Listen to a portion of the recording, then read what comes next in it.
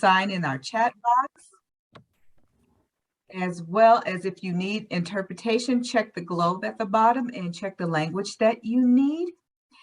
I'm going to now turn this over to Christine Martin. Christina. Hi, hello everyone. Thank you for that beautiful introduction, Miss Arnwine and Mr. Rell. I don't know what you go by in your work profession. It's interesting to see people that you know in their area of work doing and thriving and doing things in excellence. So it is a pleasure to be here this evening. And we are going to get going here. I do want to just do a quick check-in. This is going to be interactive, and we are going to be utilizing the chat area. We also have some breakout groups just to get us chatting and talking about the topics of discussion. And so if everyone can just share at minimum what city and state you are coming in from. I know this workshop was not only closed in for the AV people, and so there may be some other people tuning in here from different areas of California. So that's always good to just know, because there may be some things for me to highlight specific to your area when it comes to this topic and even future topics. So again, welcome, welcome.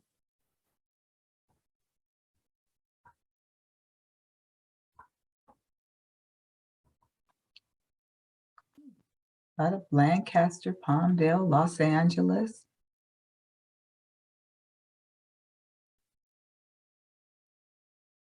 Palmdale, yeah. Okay, yeah, I'm seeing the presence. Okay. This is Santa Clarita. Oh, wow. Thank you for sharing that out, because I may not be able to be too in tune with the chat as I'm presenting. However, if someone has their hand raised, if one of my co-hosts or hosts just let me know, I don't mind pausing on a slide and engaging in a conversation. So sounds good. Certainly. And can everyone hear me all right? That's the first thing. I'll look for head nods for that. And is my screen visible? New York, Atlanta. Your screen, Christina, your screen is visible. And I did want to let everyone know that once again, if you'd like to hear this in Spanish, to go to the globe and hit Spanish. We have our interpreter, Carmen. Oh, wonderful. Okay. All right. I'm going to close this chat box here so I can just see my screen a little bit better. Well, welcome everyone to our first of 4 workshops talking about financial literacy.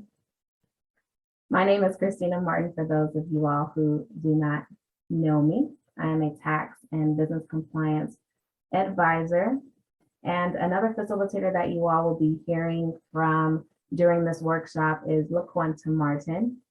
And the name is not just a coincidence. We are actually related. That is my older sister, and it's nice to be in business with a like-minded individual for one, but when it's family, it just kind of hits home even more. So shout out to her. She is more of a silent listener today. She won't be doing any speaking, but I did want to highlight her. She is an enterprise consultant and emotional coach. So our next workshop, she's going to be the one who's going to be facilitating that, talking about your emotions and money. So here's an outline of what to expect during our next 4 sessions together. Tonight is the basics to budgeting. We have our next session this Saturday, and that again is that emotions and money, the spending spiral. That's at 10 a.m. We have our financial flex family edition, which is the following Tuesday, same time, same link. And we have our final session, which is the tax toolbox, and that's going to be the Saturday, April 30th at 10 a.m.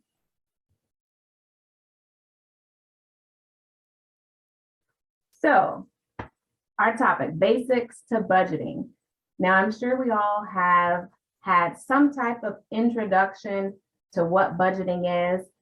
And I just wanted to let you all know what are the main areas that we are going to be discussing. So we're going to talk about what is a budget?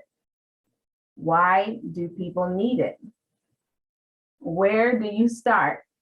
And how do you create one? And really just see those numbers come to life.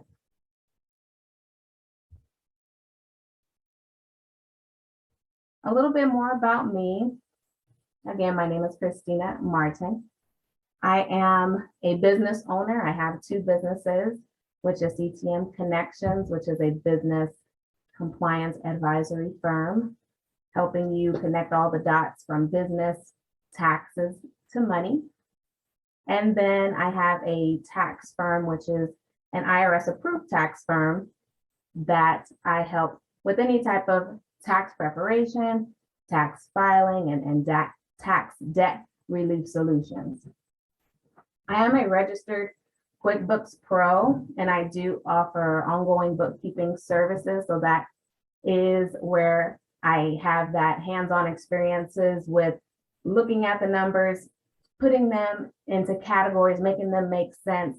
And so although I'm not going to share from the business perspective, I'm going to focus in on the personal side, something that we can use day to day. Within my tax firm, I am a licensed tax professional here in the state of California, and I have been an educator and advocate for financial literacy for the last 6 years. I did want to take a moment to also just share a little bit about my own personal financial journey. I am the individual in my family that listened to my parents. I went to college. I got a good job. I invested in my 401k.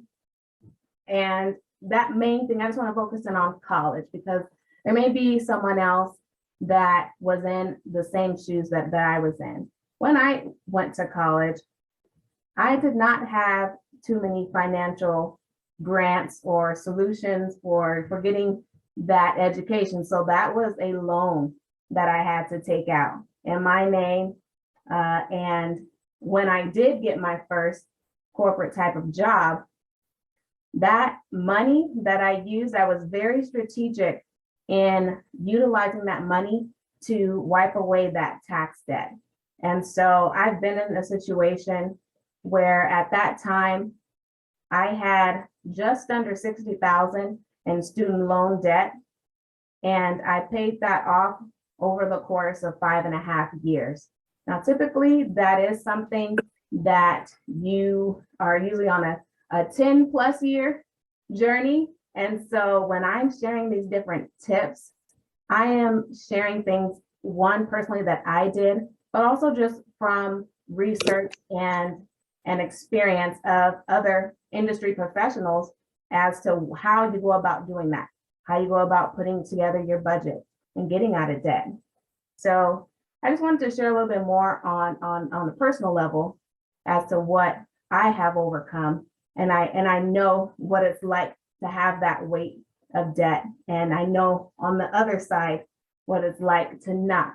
And so hopefully that resonates with some of you all and hopefully gives us a relatability. I always like to start my talks with some type of quote. And the quote that I chose was one by Benjamin Franklin. And it says, an investment in knowledge pays the best interest. So I want to just applaud each and every one of you here that has invested time in learning in these different topics that we will be discussing during this workshop. Okay, what is a budget? A budget is a simple financial outline designed to measure and guide your income and expenses for certain periods of time. Most of the time, it's monthly. Now, if you really want to be proactive and engage in your budget, you can do something like a weekly budget. If you are someone that thinks long-term and always wants to know what the future may hold, you may be someone that plans a yearly budget. And so it really just boils down to what the goal is and the amount of time that you're looking to implement that and reach that goal.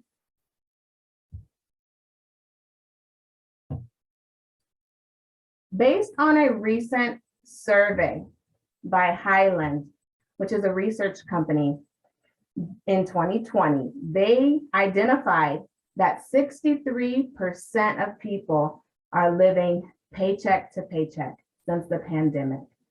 And I don't know about you, but even with me being in the industry of finances, I was shocked by this number. It was definitely higher than what I thought. And there'll be further discussion on this particular survey.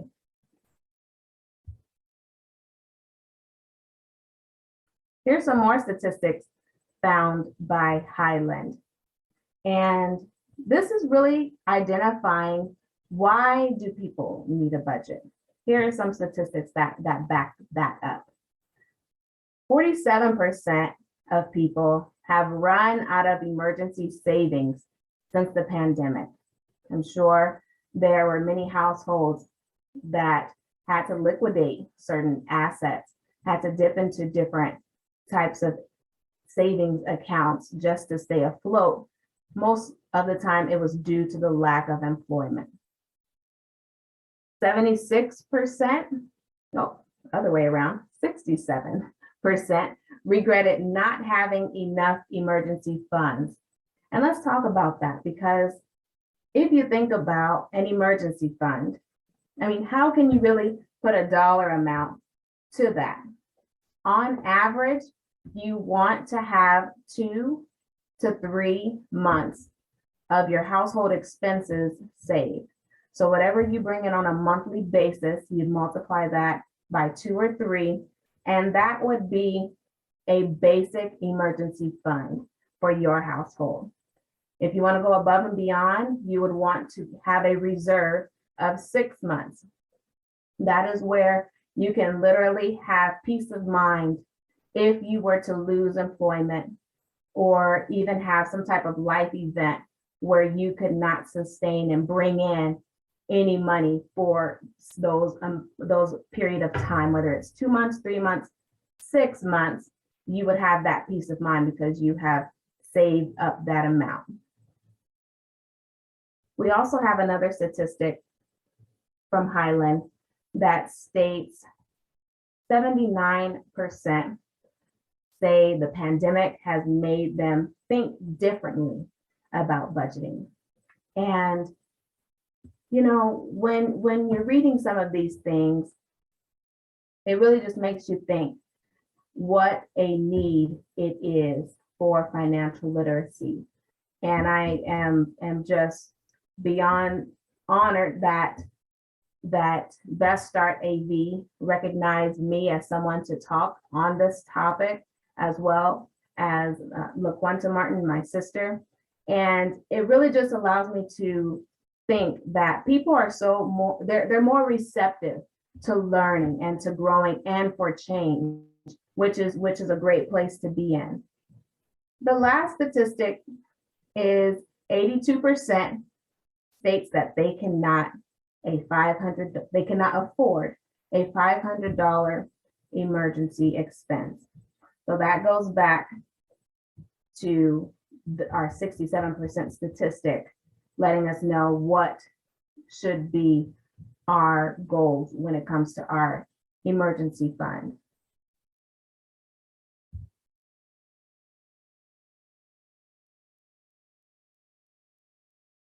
There may be some questions floating around in your mind. And one that I want to spend a little time on is, when is a good time to create a budget? These may be 3 prompts that tells you it's time. It's time to go on ahead and create that budget and really just see the numbers that you don't want to see and you've been ignoring for however long it has been. So whenever you are looking to know when it's time to create a budget, what that's going to provide for you is a informational document to know where your money is going. You may also want to create some financial goals. Maybe there is a need for a new car. Maybe there's a desire to go on vacation. That has to be planned out financially, especially if you are on a fixed income, meaning that you get the same amount per month. It does not go up, it does not go down, but it's an average amount that you receive. In those scenarios where your income does not change, you have to then change the plan. You have to then implement a strategy for you to be able to reach those financial goals. And when it comes to knowing when to create a budget, the best thing I can say in regards to that is it helps you avoid overspending when you have that budget in place. So those are the three main things that I wanted to highlight in correlation to that particular question. We're going to get a little bit into some percentages and give those of you all who are visual learners your references to look at. So here's a pie chart, and it's breaking down 6 categories that are recommended to have within your budget. We're going to start with the largest to smallest, just to name them so you get familiar with them. So we have our housing section of the budget. We have our transportation section. We have our food section. We have lifestyle expense, savings, as well as debt.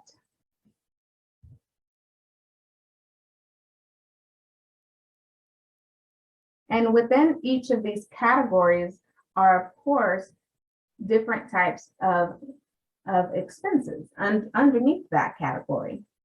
So this is just a visual breakdown. We're going to dive into this a little bit more deeper in some upcoming slides. And so if you are interested, feel free to screenshot this or take a picture of this, because this will be a great reference point for you to refer back to when you do begin to restructure or create your budget following this workshop. So the first category was housing. And underneath that includes things like your rent and your mortgage. Maybe there are certain property taxes and fees that are associated. You may need insurance, which oftentimes does get neglected at times when things are tight. But we want to include that in our budget, as well as maintenance and any type of fees associated to home ownership. The next category is transportation. We know and should assume that that would include our car note and car payment, or even if you're buying a used car, that may be that one lump sum that you are spending on that vehicle. There's public transportation, there is insurance for that vehicle that you have. There's your regular maintenance that should be included in this category, your fuel for the vehicle, as well as DMV fees, parking, and etc. The food category. Now, with me being a bookkeeper and seeing what categories get the most use, it's usually food. From my experience with clientele, they never skip a meal. They're usually going to have some and quite a bit expenses under the food category. That under the personal scope is going to be your grocery shopping as well as eating out. I don't know if anyone's like me. I do enjoy a nice brunch here and there, And so I have to add that into my budget because that too can get costly when we're talking about eating out. Lifestyle expense.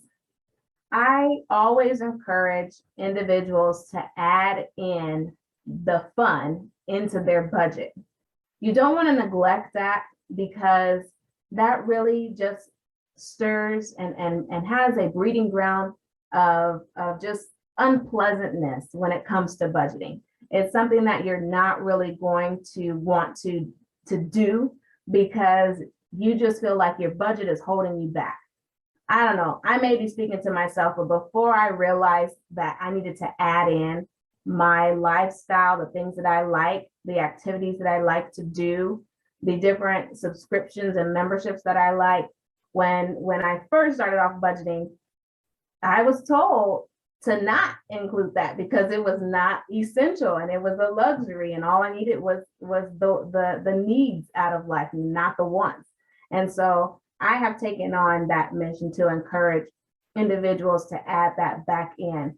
And it may start off small depending on your financial circumstances, but over time, once you begin to implement that budget into your lifestyle, that may end up increasing a certain percentage that can be allocated to this section. Savings. We have to plan to save. There's a quote: if you fail to plan, no, if you plan to fail, hold on, having a little bit of a brain fart here. If you fail to plan, you plan to fail. There we go. And so with savings, we want to make sure that we have different categories, subcategories within that section. So that is where the emergency funds live. That is where your travel goals and funds are coming from. Again, there may be a need for a new car, a new home. It takes savings. It's not just gonna appear with the money is just not gonna appear in the bank account unless you put it there. Retirement, that's also another category when it falls under savings, and that is oftentimes tied into whether it's your employment, so that money is already being taken out prior to you receiving the check, so it's kind of like out of sight, out of mind, but it's still happening in the background. And if it's not through your employer, then that is something that you are going to want to make sure you have in place, where it is something like an automatic type of deposit that is going into that type of account. Our last category is debt, and this includes all non-mortgage debts. So that would include your credit card bills, your student loan payments, and even personal loans. There are different methods that you can go about tackling debt. A few that I personally use is called the Snowball effect, or the Snowball debt method. And so what that means is you're going to list your debts from largest to smallest. And this can be looked at in many ways. Once you have all your debts listed, and actually let's start from the other way. Let's list your smallest debts up top and your largest at the bottom, and then everything else is in between. In that scenario, knowing that you have a certain amount within your budget to put towards debt, you are going to allocate that portion for debt to that smallest on the list. Once that is paid off, you move on to the next one, and so on and so forth. And so I always like to tackle the smallest first because it gives me a sense of a small win. A small win is something where you have made an accomplishment, and even though it did not take as long or you did not even have to struggle through it, it's still a win, and you want to celebrate that and get that motivation to keep going. I put together a quick ABC money tip chart for you all to implement into your financial learning. So when we're talking about creating your budget and thinking about finances and money, for A, it's a best practice tip to try to automate your bills. Under that, you can definitely just reach out to whoever the company is and ask them, do you have some type of auto draft for the bill?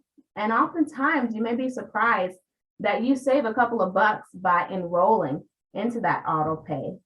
So whether it's $5 or maybe a certain percentage, that's money that is being saved that is going to change the whole impact of your financial household.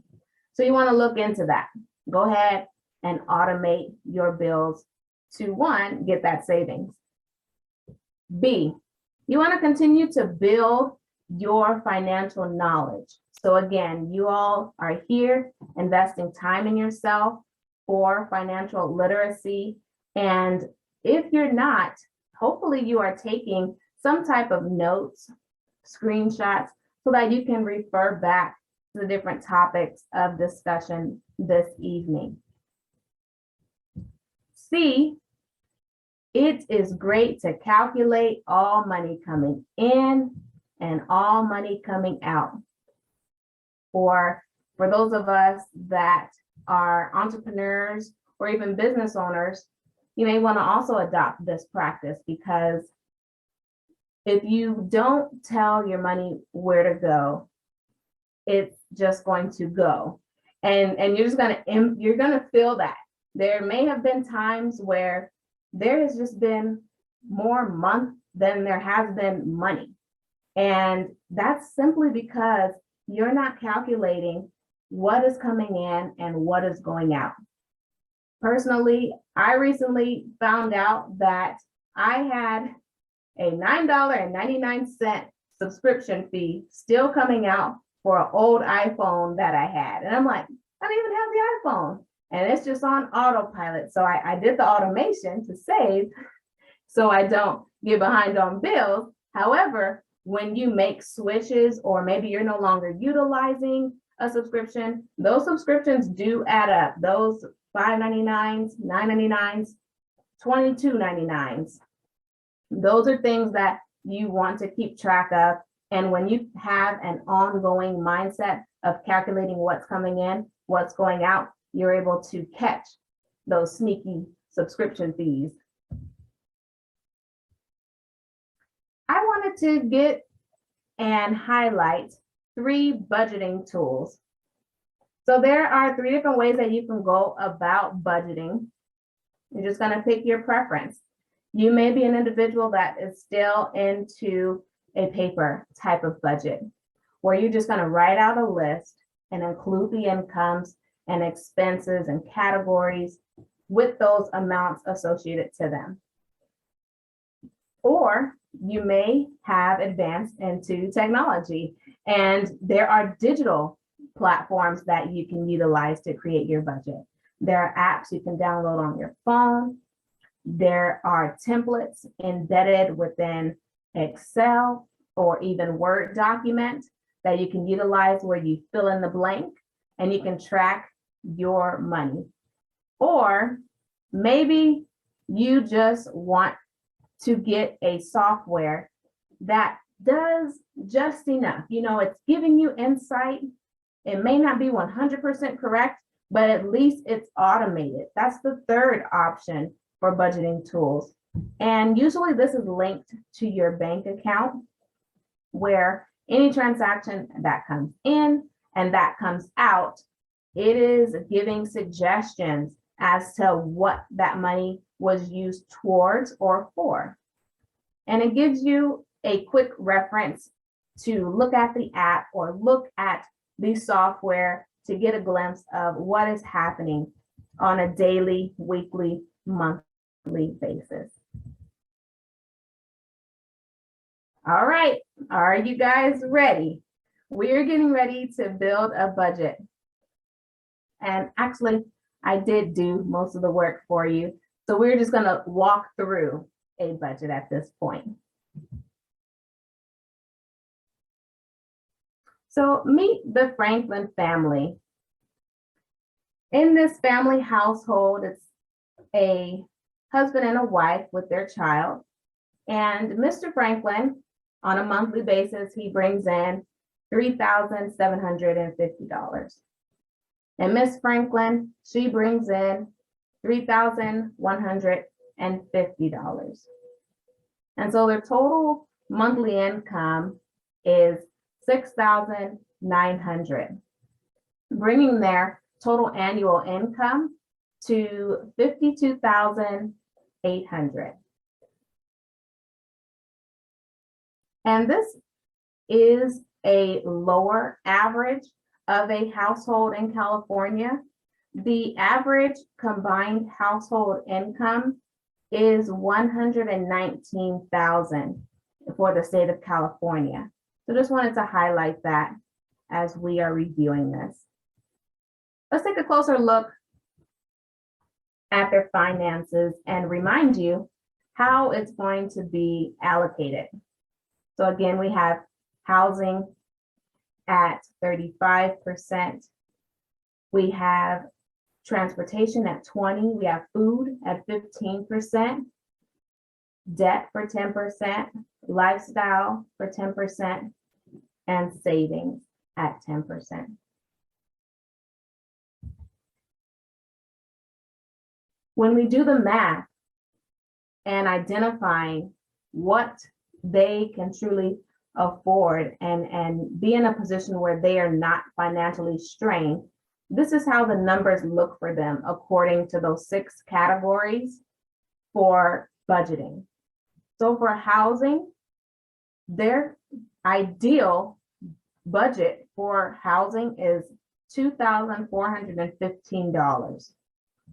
Now, we did identify that this family is living in California, and I'm sure maybe some of you all are like, where are they living with $2,415? And that includes the rent and or mortgage plus utilities.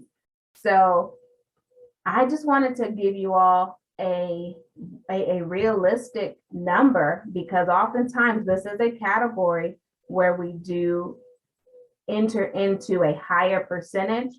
And what that means is when you increase an area of your budgeting percentage, another area is being decreased. And so oftentimes that adjustments that should take place, especially on the decrease side, we don't. We really just don't, whether it is subconsciously or maybe it is just out of not being knowledgeable as to, oh yeah, I guess so. I need to lower how much I'm eating out because my housing is more than my allocated 35%. Let's look at transportation at 20%. So for this family, the total amount that they should ideally be spending is $1,380. So that includes, again, their car notes, their insurance, maybe their quarterly oil changes and car washes. All of that comes from their monthly amount of that $1,380. For food, that is a 15% category of what is to be spent.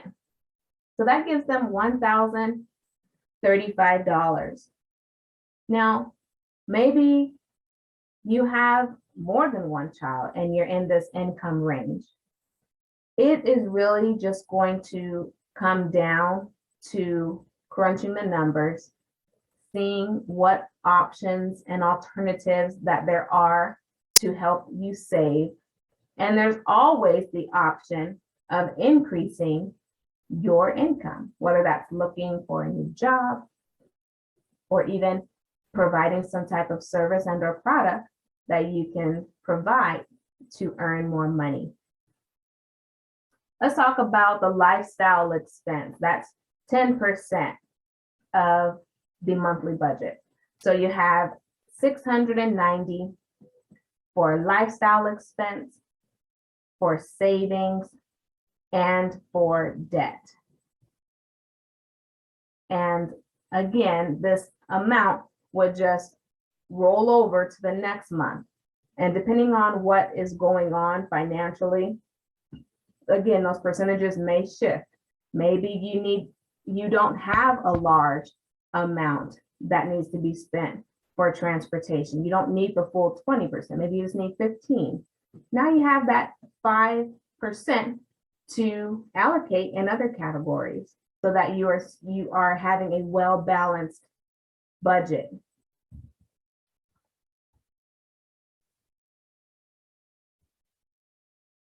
This brings up another question. And, what if your budget just doesn't add up? What can you do?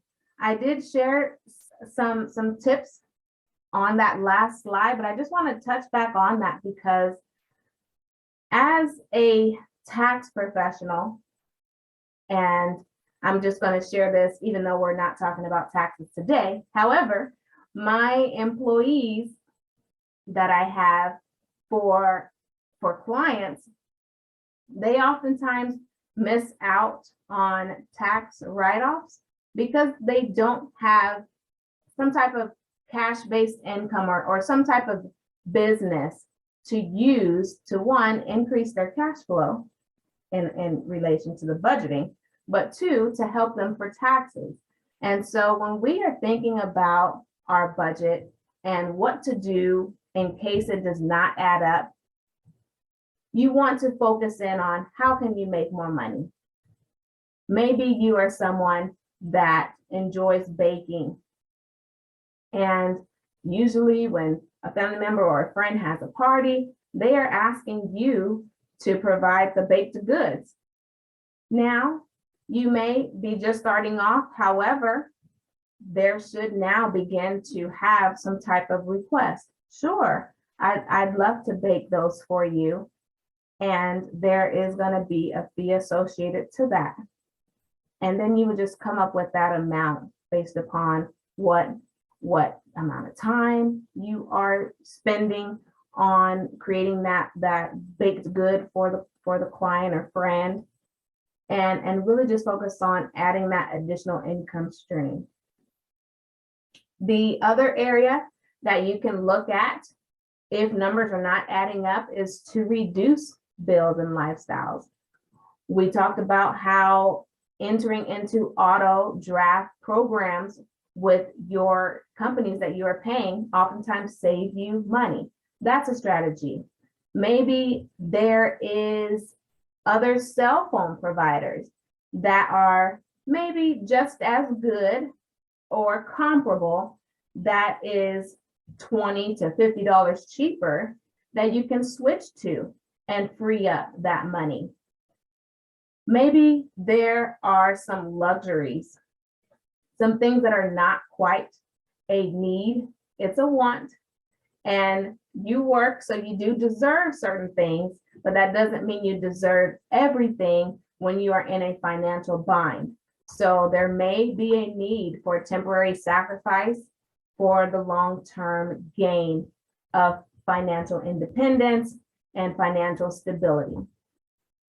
And if things are not adding up, it's always good to get a trusted individual, whether it's a professional or a good friend, to look at your budget. Have someone give you a second opinion, because sometimes when we're looking at our budget, we are like, no, I need that. Oh, can't do that. I'm not getting rid of that. And honestly, when someone else looks at it, they're going to ask you, do you really need to spend $200 on shoes every month? Like, where are you going? Who is it for? No, you don't. You don't need to do that, especially again, when there is financial strain in the household. We have to be more responsible and fiscal with our finances so that we can have the legacy, have the financial goals accomplished. Because when you say yes to all of those luxuries items, you are saying no to something else. And that's not a well-balanced financial household.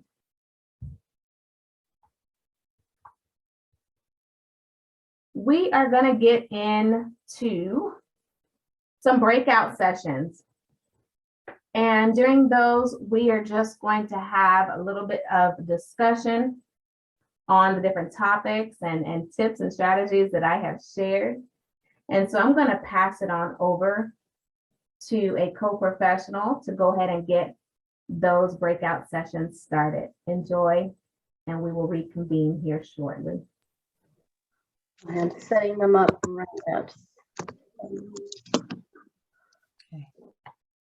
Stephanie will be setting those breakout sessions, and you will get your prompts momentarily. Make sure you take advantage of this time, and we'll see you shortly.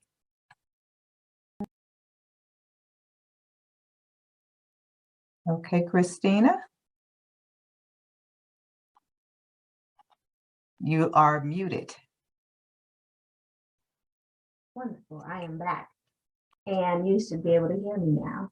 So in that breakout group, you should have discussed 1 out of the 6 categories that stood out to you in regards to, maybe it was one that you realized, wow, I'm beyond that percentage for that category. Or it may have been an empowerment moment, like, oh, okay, I am staying within that suggested percentage of category when it comes to spending. So ones that stood out in my group was housing. That housing is taking up more than 35% of the budget. And another area was food. One of my breakout members mentioned that eating out, and especially with the delivery of receiving food, conveniently has racked up that amount for the food section. And savings is either very low percent or is not even happening. And so that is something for me to hear and know where I can focus in on more information, specifically on the savings and even on the housing and the food section. So maybe those were some areas that also stood out to you when you were in that breakout room. So for our next breakout group, I want everyone to just share, what was your original guess for the percentage of people who are living paycheck to paycheck? So when you think about, man, how many or what percentage of people are barely making ends meet and is one paycheck away from being, whether it's homeless or just any financial strain, that percentage was 63%.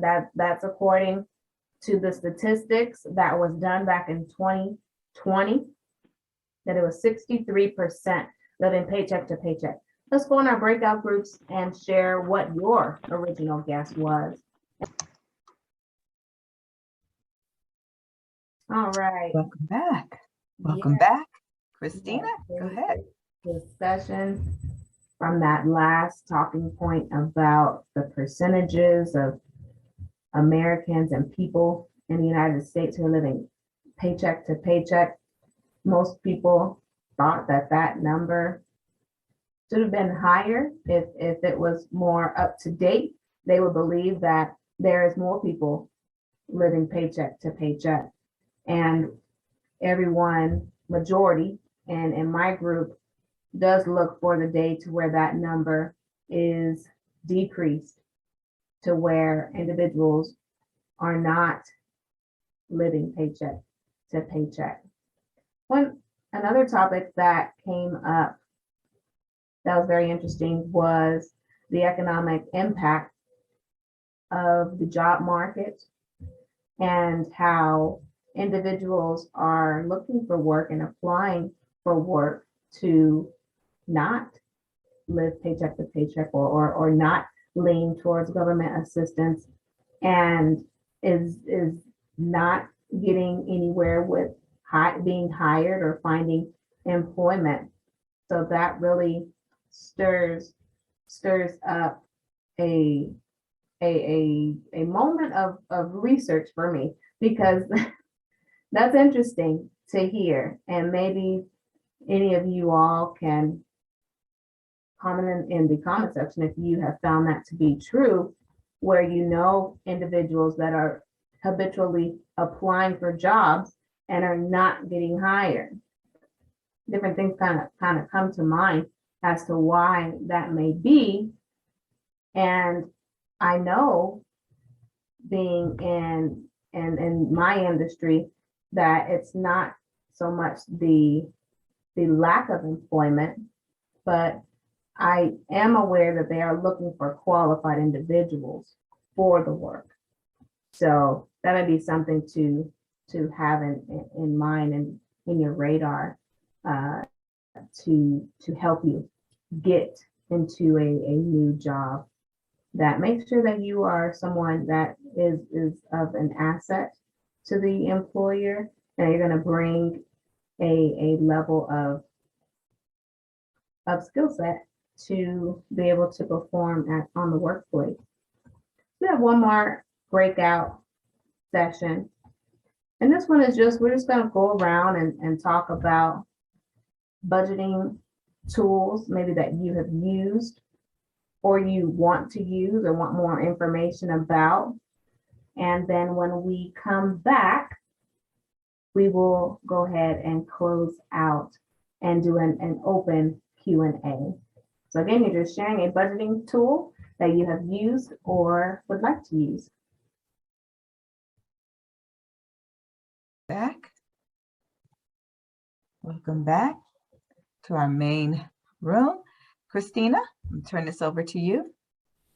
Yes, great talks. I'm very pleased by the engagement and interaction amongst all the participants. And we share different things like podcasts I heard about that people are utilizing to increase their knowledge. Individuals mentioned different financial authors, whether it is Susie, she talked a lot about finances and financial literacy. There's Dave Ramsey was mentioned. He has a 7-step platform program for you to go through these different areas of becoming financially independent.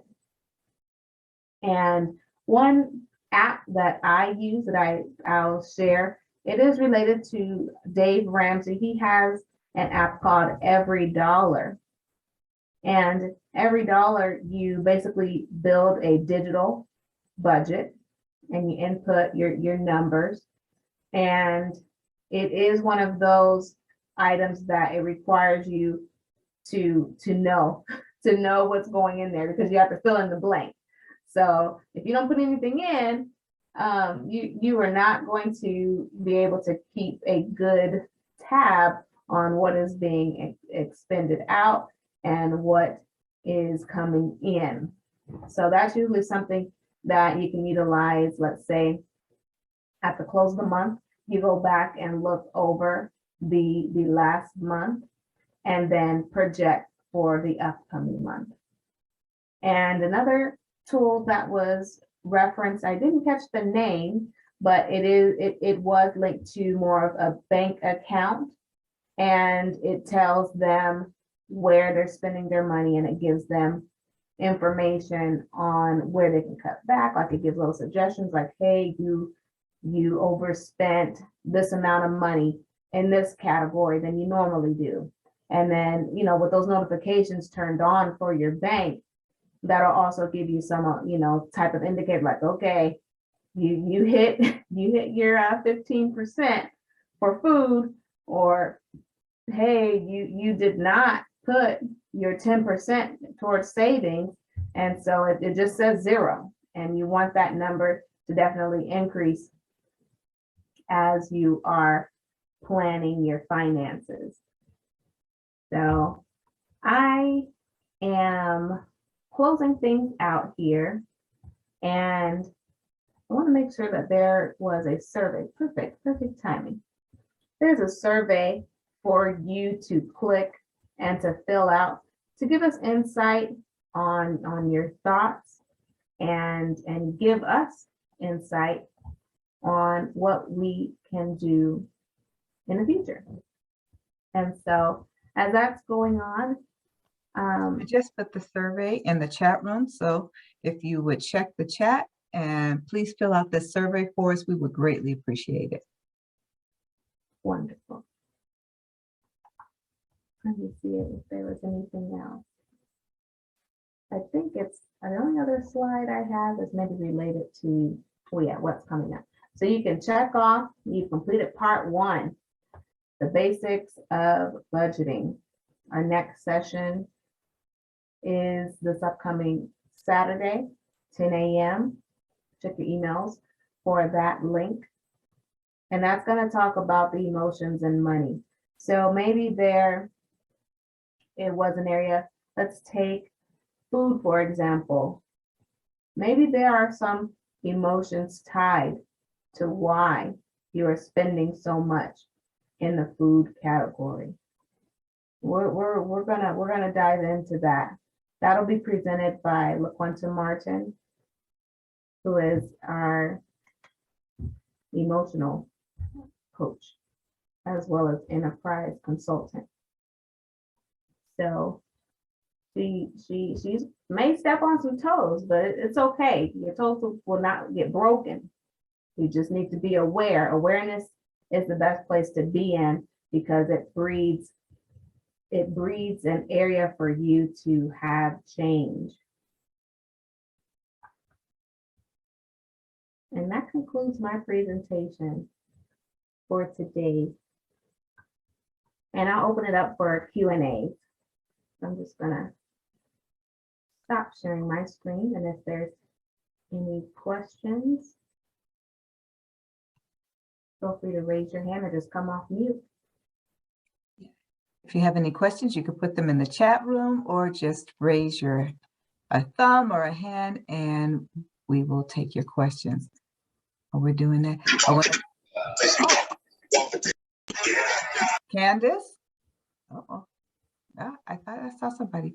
Oh, someone said, thank you so much for your style. It's so easy to follow. All right. Thank you. I'm not sharing my screen anymore, am I? No, you're not. Any other questions? Well, I do want to thank you, Christina, for sharing that information because a lot of it was so vital and so easy to follow. And so we did record. So Tracy will be uploading that. If you have any questions or you want to review it, it will be on our Best Site website. Okay. And I will also be sending out the link to everybody who signed up. So please make sure that you did sign up with the link that Stephanie put in the chat. Awesome. Okay, I see LaQuenta, are you gonna share something? I see you're moving. Oh.